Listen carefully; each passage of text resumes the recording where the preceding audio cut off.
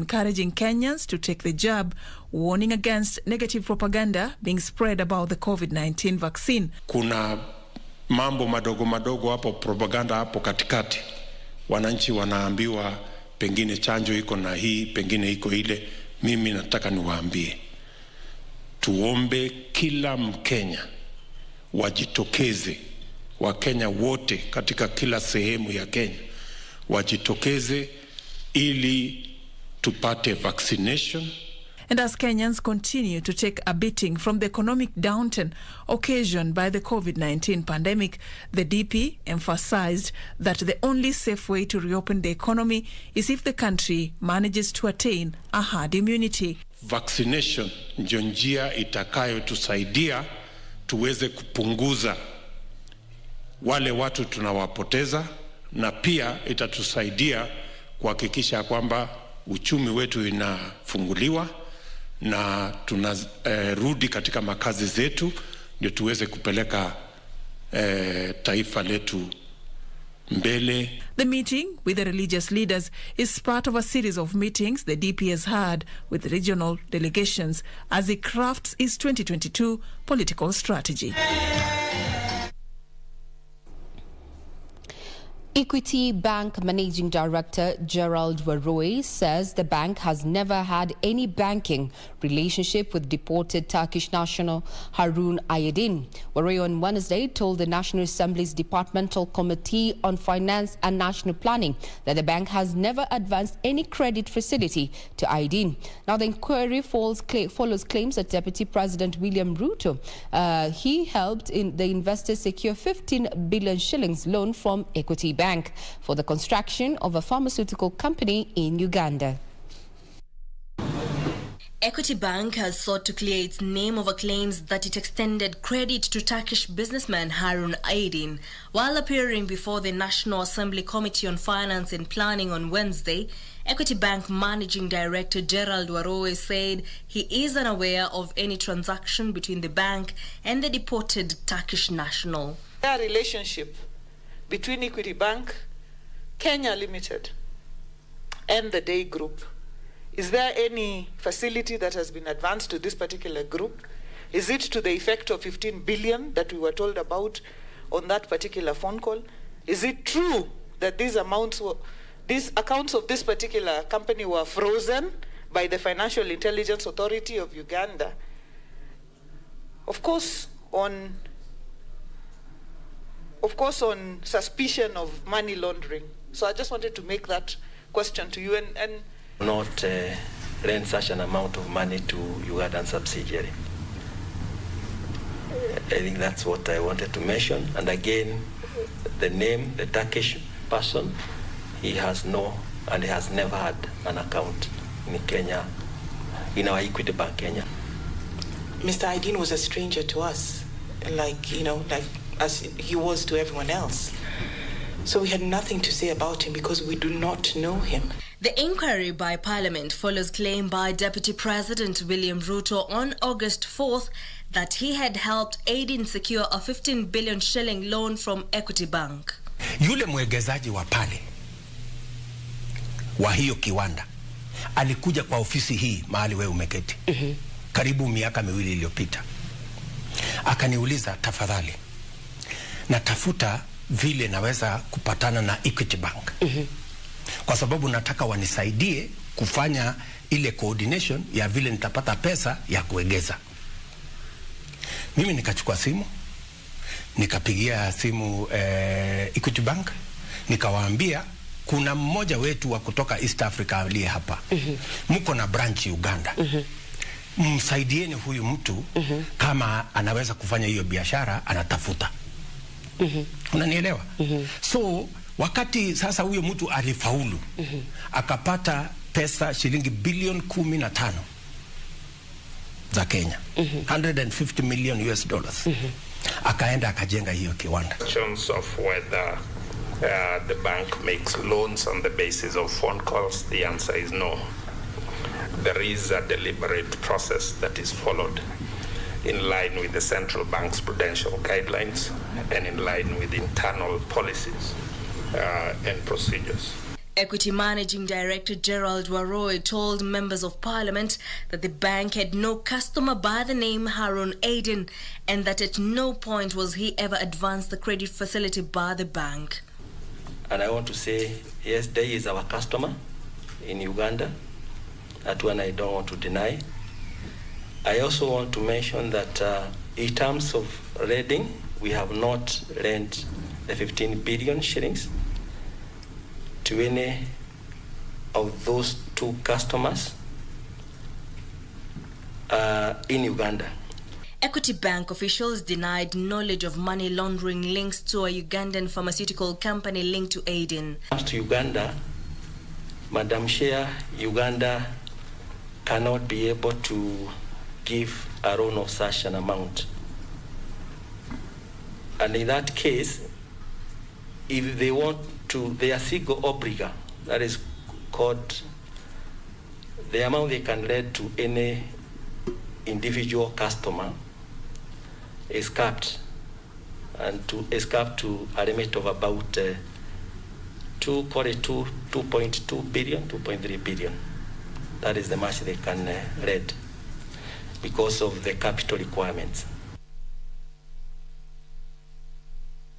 There you have it. We'll be keeping tabs on that. Remember, this particular person in question was deported out of the country a few weeks ago. Now, the Directorate of Criminal Investigation has cleared the Wiper Party leader Kalonzo Musyoka over claims he grabbed NYS land in YATTA. The Wiper Party leader received the findings of the DCI 7 months after he called for an investigation into the claims made by Deputy President William Ruto. And as Kevin Washira reports, Kalonzo has hit back at the Deputy President, questioning his source of wealth.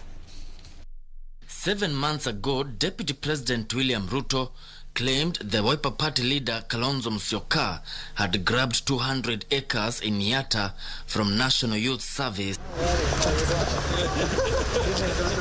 Kalonzo Musyoka then moved to the Directorate of Criminal Investigations to probe the claims. On Wednesday, the DCI reportedly exonerated Kalonzo Musyoka over the land-grabbing claims. That the property subject matter of his investigations is privately owned by Pastev Holdings Limited, which is a company associated with Dr. Stephen Kalonzo Musyoka after the property was purchased by Betraco Limited. According to DCI report, the land in question is owned by a company associated with Kalonzo Musyoka. The former vice president hit back at the Deputy President William Ruto, questioning his source of wealth. An entire river in Taita Taveta County was diverted to the detriment of local residents to serve interests of a land grabber. Today, thousands of our people in Taita Taveta County remain landless because of grabbing visited on them by Deputy President. He bought grabbed land with full knowledge because where his interests matter, his conscience takes a break. As he preaches a false hustler narrative, today the Deputy President owns 5 high-end helicopters piloted by white captains with an exclusive grabbed hangar at Wilson Airport. The ADC land, that is Agricultural Development Corporation land, in Laikipia was grabbed by William Ruto and must revert back to the state. Kalonzo, who has declared interest in the presidency in next year's general election, says he would recover stolen public wealth if he becomes president. Well, as you said, we have to follow the paper trail. We'll be keeping tabs on that. Remember, matters of integrity have weighed heavily when we talk about who we pick for our leadership positions. Pond on that. It's quite rhetoric. Now, the government has adopted a multi-sectorial approach in fostering peace ahead of the next general elections.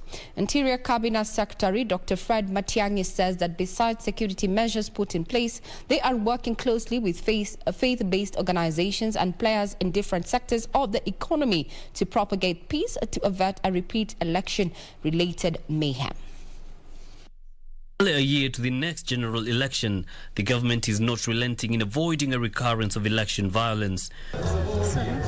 Speaking during the 64th National Council of Churches of Kenya General Assembly, Interior Cabinet Secretary Dr. Fred Matiang'i says among those measures is the involvement of faith-based organizations in peace-building programs.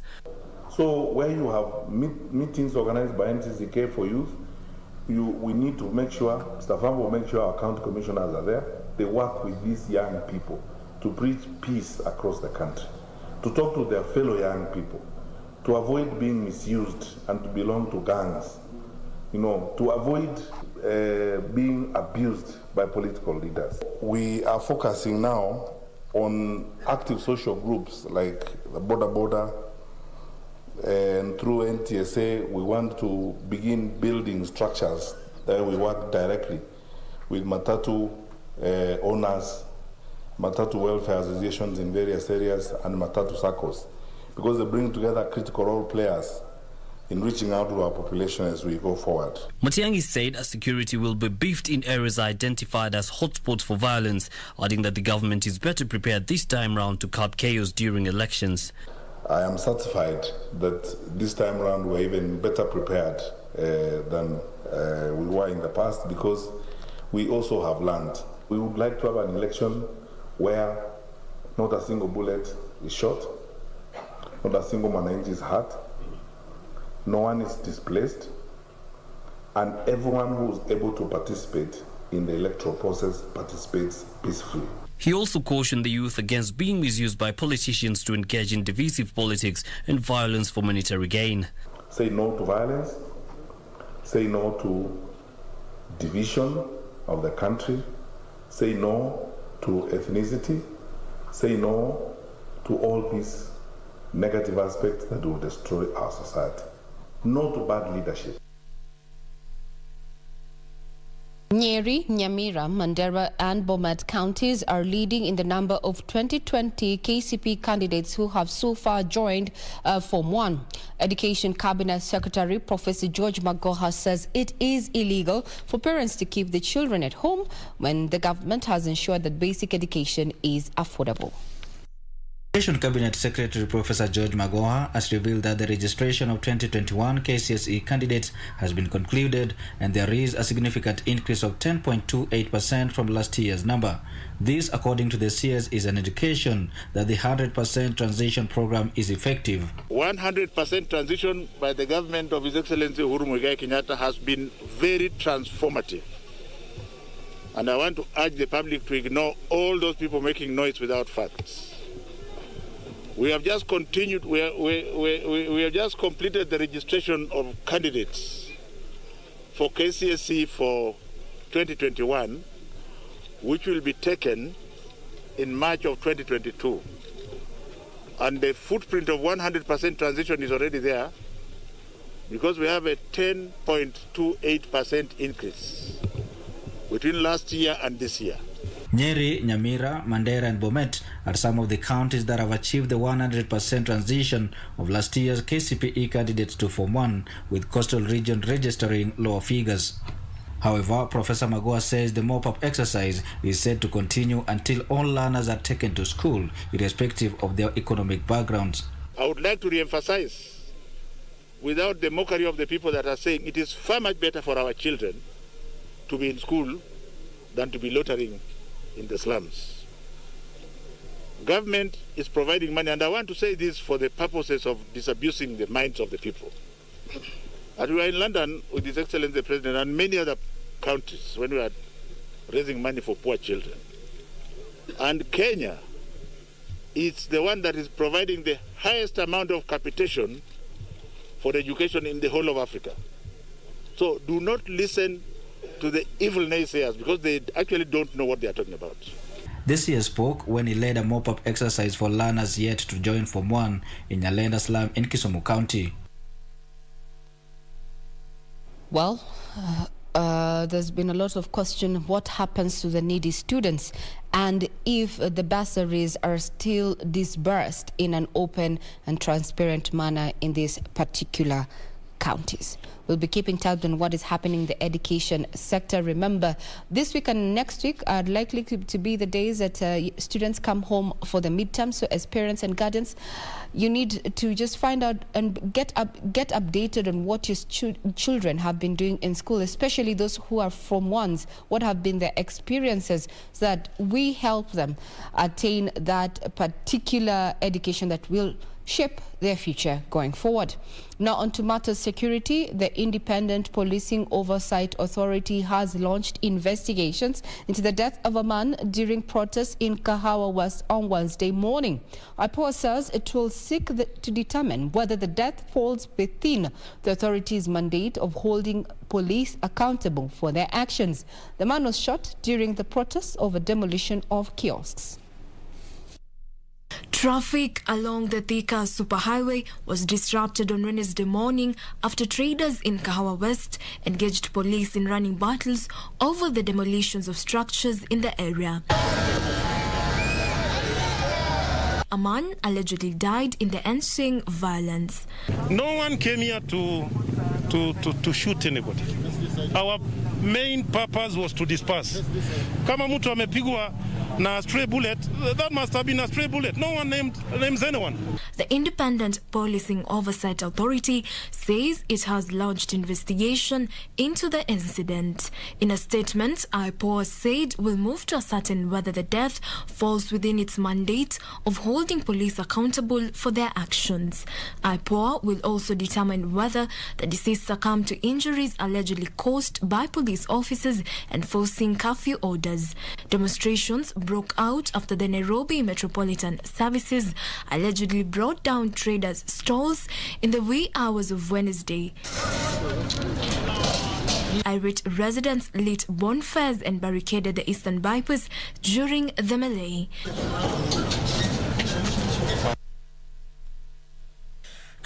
To the corridors of justice, Evans Juma Wanjala, the man accused of multiple killings in Moy's Bridge, has pleaded not guilty. Wanjala was on Wednesday charged in a Kapenguria court with 3 accounts of murder. He is alleged to have killed 5 children in Moy's Bridge, Uasin Gishu County. A day after he was declared fit to stand trial, Evans Juma Wanjala has been arraigned in court. The self-confessed serial killer, however, pleaded not guilty to 3 counts of murder before the High Court in Kapenguria. Evans Juma Wanjala is accused of killing 5 young girls in Moy's Bridge, Uasin Gishu County between December 2019 and June 2021. Justice Bononga directed the case be mentioned on the 8th of September at the Eldoret High Court. Hiyo mambo yote yatashughulikiwa na jaji atakuwa na hiyo majukumu mnamo wa tarehe 8 mwezi wa 9 kule Eldoret. Meanwhile, Mohammed Said Shute has filed a petition in court against Marsabit Governor Mohamud Mohammed Ali of alleged misappropriation of 119 million shillings allocated for the COVID-19 pandemic response in the county. The petitioner wants the court to order the governor to present statements of account on all statutory deductions and remittance and pensions made from all county staff from the period of 2017 to June 2021, and the respondents compelled to pay all the pending and audited bills from the said years and their personal accounts be audited in order to enable him know how the funds were spent. Finally, after a long wait for justice for 3 years, the SOLAI dam case where 48 people lost their lives is set to kick off in 2 weeks at the Naivasha Law Courts.